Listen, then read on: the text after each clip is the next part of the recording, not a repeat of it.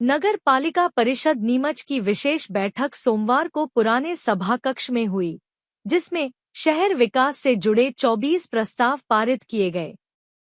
बैठक के दौरान सफाई कर्मचारियों ने वेतन और सुविधाओं को लेकर हंगामा किया, जिससे कार्यवाही कुछ समय के लिए बाधित रही। इसी बीच कांग्रेस नेता प्रतिपक्ष योगेश प्रजापति मिठाई का डब्बा लेकर पहुंचे और अध्यक्ष स्वाति चोपड़ा को व्यंग्यात्मक बधाई दी। उन्होंने ढिल्लन भूखंड मामले में पद के दुरुपयोग का आरोप लगाया और जांच की मांग की। बैठक में सफाई व्यवस्था, सड़कों की मरम्मत, कॉलोनी नियमितीकरण और स्ट्रीट लाइट सुधार पर चर्चा हुई। कई पार्षदों की लापरवाही भी सामने आई, जो मोबाइल में व्यस्त या बार बार बाहर जाते दिखे। अध्यक्ष स्वाति चोपड़ा ने सभी आरोपों को राजनीति से प्रेरित बताते हुए कहा कि नगर परिषद शहर के समग्र विकास के लिए प्रतिबद्ध है। कितनी शर्मनाक बात है कि वो ढिल्लन का प्रकरण जो है पिछले 25 सालों से नगर पालिका में विवादित भूखंड था, जिसको भारतीय जनता पार्टी के लोग भी पहले रोकना चाह रहे थे, कांग्रेस के लोग भी रोकना चाह रहे थे। इनके भारतीय जनता पार्टी के सभापति ने अभी तक आपत्ति लगा रखी है। ऐसा भूखंड जिसके नगर पालिका के अधिग्रहण होना था, उसको नगर पालिका अध्यक्ष ने जिस दिन से जीते थे उनका ख्वाब था कि ढिल्लन प्रकरण अपना करना है। वो 40 करोड़ की प्रॉपर्टी थी। आज उन्होंने ढिल्लन प्रकरण अपने पक्ष में कर लिया, शासन स्तर तक उनकी सरकार होने का फायदा उठाया। और इस बात को लेकर जब मैंने उनसे कहा कि आपके द्वारा जो है पक्ष विपक्ष को छोड़कर और ना मतलब शहर विकास कीजिए, तो वो हर बार की तरह उन्होंने ना हमको नेग्लेक्ट किया। तो मैंने कहा कि आपके द्वारा किस तरह से ढिल्लन प्रकरण किया गया है सबको मालूम है। नगर पालिका से फाइल गायब है, मुझे लिख के दिया जा रहा है कि हम ढिल्लन की फाइल नगर पालिका अध्यक्ष ने मना करा देने के लिए नहीं दे सकते। और आज आपने उस फाइल को कर लिया, हमारे को जानकारी लगी कि आपने पहले नामांतरण भी कर लिया, फ्री होल्ड भी कर लिया। तो सीधा सीधा नगर पालिका के अंदर पद पे बैठकर आपने किस तरह से नगर पालिका को आर्थिक नुकसान पहुंचाया है, इसको मैं लेकर मैंने कहा है। नगर पालिका अध्यक्ष जी के द्वारा जब मैंने ढिल्लन की बात कही तो उनको बुरा लगा, तो उन्होंने ब्लैकमेलर कहा। मैं नगर पालिका अध्यक्ष जी से पूछना चाहता हूँ कि नगर पालिका अध्यक्ष जी ने कितने जमीन घोटाले करे हैं, पूरा शहर जानता है। मैंने कोई जमीन घोटाला करा हो तो नगर पालिका अध्यक्ष बताए, किसी जमीन में एक मामले में मैंने आवाज उठाई तो बताए। लेकिन हाँ, मैंने नगर पालिका की करोड़ों अरबों रुपए की संपत्ति को नुकसान होने से बचाया है। आप देखिए कि इंडस्ट्री एरिया के आगे की जमीन, वो 200 करोड़ की जमीन 6 करोड़ रुपए में बेच रहे थे। मैंने आपत्ति ली, शासन स्तर तक लड़ाई लड़ी, इनके विधायक मंत्रियों तक बात पहुंचाई और वो कैंसिल हुई। इसके अलावा मैंने सिंधी पुनर्वास की लड़ाई लड़ी, जो इन्होंने 100 करोड़ की संपत्ति उसको नुकसान पहुंचाया, ढिल्लन 40 करोड़ की उसका नुकसान पहुंचाया इन्होंने। उसके अलावा शासन स्तर पर वो हाई कोर्ट में कितने मामलों के अंदर पक्ष में जवाब दिया है। मैं बहुत जल्दी पत्रकार वार्ता करके हर चीज का खुलासा करूंगा कि नगर पालिका अध्यक्ष ने कम से कम 300 करोड़ से ऊपर की नगर पालिका को आर्थिक नुकसान पहुंचाया है। अब उनको जब बुरा लगता है तो कभी वो कहते हैं ढिल्लन है, कभी कहते हैं ब्लैकमेलर, कभी कहते हैं रावण। अरे मेरे पीछे का बैकग्राउंड तो आप देख लीजिए। नगर पालिका अध्यक्ष जी, पूरी नगर पालिका आपके कब्जे में है।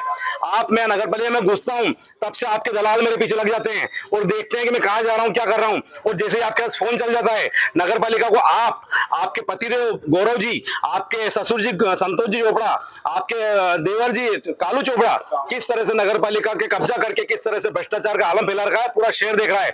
आप देखिए शहर में और कुछ दिखेगा नहीं आपको, सिर्फ भ्रष्टाचार, धूल, इसके अलावा कुछ नहीं दिखेगा। सीधा सीधा नगर पालिका में वर्तमान में सिर्फ उन्होंने अपने फायदे के लिए बैठे हैं। इस बात को उनको बुरा लगा और उन्होंने आज एक भी पार्षद ने नगर पालिका अध्यक्ष से ढिल्लन में पैसा मांगा हो तो नगर पालिका अध्यक्ष बताए। पहली बात तो नगर पालिका अध्यक्ष एक समझदार महिला होकर किस तरह से नासमझी की और मूर्खता की बात कर रही है। आपके सामने देखिए कि पूर्व में उन्होंने जब ये अभी तो अध्यक्ष बनी, हम लोग तो आवाज 20 साल से उठा रहे हैं, हमारे पूर्व पार्षद भी उठा रहे थे और भाजपा के पार्षद भी उठा रहे, वो सारे ब्लैकमेलर थे। सिर्फ उनका निजी फायदा है, इसलिए वो पार्षदों को इस तरह की संज्ञा दे रहे हैं। अगर नगर पालिका अध्यक्ष जी के पूर्व पार्षदों, उनके सभापति, उनका पूर्व मंडल अध्यक्ष ने आपत्ति लगा रखी है, अशोक जी जोशी ने, क्या वो भी ब्लैकमेलर है? उनके अन्य सभापति, कई पत्रकार साथियों ने आपत्ति लगा रखी। इससे पूर्व जब भारतीय जनता पार्टी की सरकार थी तब उनके लेटर लगे हुए फाइल के अंदर, देखिए नगर पालिका अध्यक्ष।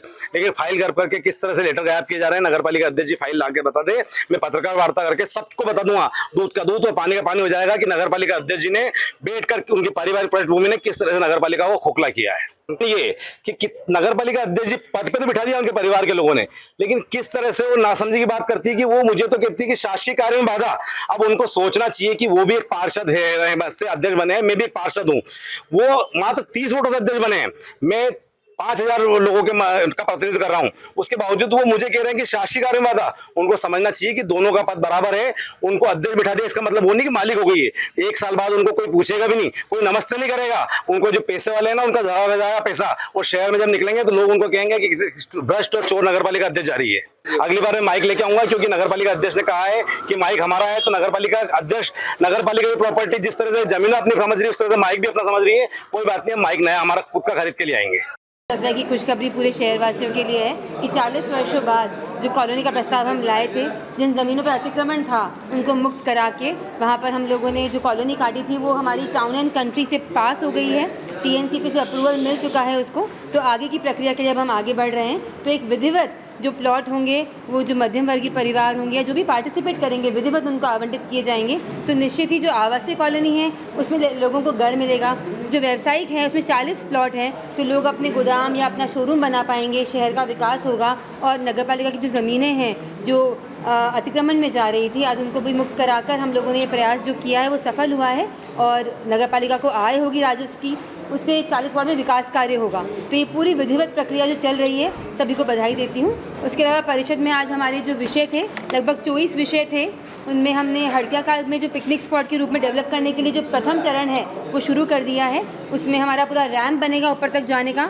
अभी हम गए थे निरीक्षण पे, तो वहाँ पर जो था जाने की रास्ता नहीं है, और वहाँ पर हम आने वाले समय में लाइट लगा के, बैठने की व्यवस्था करा के, पानी की व्यवस्था करवाएंगे, शौचालय बनवाएंगे, ताकि कोई भी वहाँ जाता है तो परिवार के साथ एक जगह हो जहाँ पर वो पारिवारिक एक जो हमारी पिकनिक स्पॉट के रूप में हम डेवलप कर रहे हैं। साथ ही जो हमारा पीएम आवास का भी जो पेवर ब्लॉक का काम अंतिम चरण में था वो भी पूरा हो गया है। जब हम किसी को आवास देते हैं तो हम ये चाहते हैं कि वो परेशान ना हो वहाँ जाके, तो वो उसका जो पुनरीक्षित प्राक्कलन था वो भी आया है। तो पेवर ब्लॉक का काम भी वहाँ पर जल्द पूरा होने वाला है, और दिवाली तक हम चाहते हैं कि दिवाली से पहले पहले वो आवंटन कार्य उसका भी कर दिया जाए। देखिए, सफाई कर्मचारियों द्वारा उनको कुछ विगत 8 साल पहले, 7-8 साल पहले कोई ज़मीन का आवंटन किया था परिषद में, लेकिन वो शासन के पास अभी स्वीकृति के लिए पड़ी है।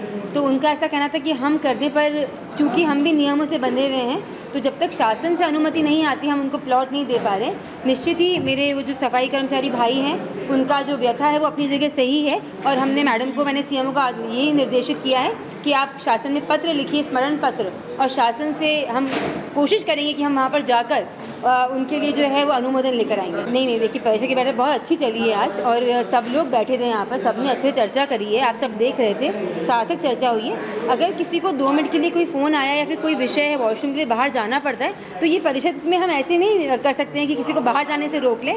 पर निश्चित ही अच्छी बैठक हुई, सार्थक चर्चा हुई, बहुत अच्छे निर्णय लिए गए शहर के, आपने देखा है। कुछ लोग अमर्यादित होते हैं और ब्लैकमेलिंग का काम कर रहे हैं। और आप देखिए, जो दशहरा पर्व गया, निश्चित ही मैं भगवान में बहुत मानती हूँ, और कहते हैं ना, दशहरा पे जब रावण जलता है हम उसको समझ पाते हैं कि वो असत्य पे सत्य की जीत का प्रतीक होता है। तो ऐसा ही कुछ हुआ। लगातार मेरे परिवार पे झूठे आक्षेप लगाए जा रहे थे। आप देखिए, कोर्ट में भी ये बोला गया ढिल्लन प्रकरण को लेकर कि ये द्वेषतापूर्वक किया गया। आप सोच सकते हैं, और 7 बार जब केस लगाए, 7 बार ढिल्लन प्रकरण जीता है। मेरे अध्यक्ष बनने से पहले मेरे परिवार ने अगर कोई ज़मीन खरीदी है, क्योंकि हमारा ये बिज़नेस आज से नहीं है, पिछले कई वर्षों से। और आपको मैं चैलेंज दे सकती हूँ कि संतोष चोपड़ा के लिए या गौरव चोपड़ा के लिए कोई ये बोल दे कि कोई ज़मीन भी, 1 इंच ज़मीन भी हमने किसी की ले ली। भूमाफिया किसको बोलते हैं? जो ज़मीनें खा जाता है, ज़मीनें गवर्नमेंट की या किसी व्यक्ति की। मैंने ये चैलेंज खुलेआम दिया है। मैं आज वापस दोहराती हूँ कि ढिल्लन का जो द्वेषतापूर्वक हमारे खिलाफ ब्लैकमेलिंग करने के लिए मुझे परेशान किया जा रहा था, आज उसका जवाब मिला है। शासन से भी लिखकर आया गया है, ये वाले मैं आपको दिखा सकती हूँ सारे कागज़, कि द्वेषतापूर्वक परेशान किया जा रहा है, और पूरा नियमानुसार था। वो 7 जगह से वो जीता है, कहीं भी वो केस नहीं हारा है। तो आज पूरे शहर के सामने मैं आप लोगों को बोलूँगी कि अगर सच्चाई की जीत हुई है, ईमानदारी की जीत हुई है, तो आप लोगों के कंधों पे ये जिम्मेदारी है कि आप निष्पक्ष पत्रकारिता करें और झूठे लोगों को सबक सिखाएं कि ऐसे किसी को ब्लैकमेल करना और डिमांड रखना सही काम के लिए, क्या ये सही है? क्या ये नीमच का माहौल सही है? आज मेरे परिवार का हुआ है, कल को आपका परिवार होगा, आपके भाई बंद होंगे। जब किसी प्रकरण में कोई त्रुटि नहीं पाई गई, 7 बार जो केस जीता है, ढिल्लन थे कि क्यों बदनाम किया जा रहा था? बस इसलिए क्योंकि मैं अध्यक्ष पद पे हूँ, और कांग्रेस वाले पार्टी मुझे परेशान करेगा, और कांग्रेसी भी इससे परेशान करेंगे कि उनको कुछ पैसे मिल जाए। ये ब्लैकमेलिंग नहीं चलेगी। सच्चाई और ईमानदारी हमेशा जीतती है, और आज पूरे शहर ने देख लिया कि सच्चाई जीत गई और असत्य हार गया।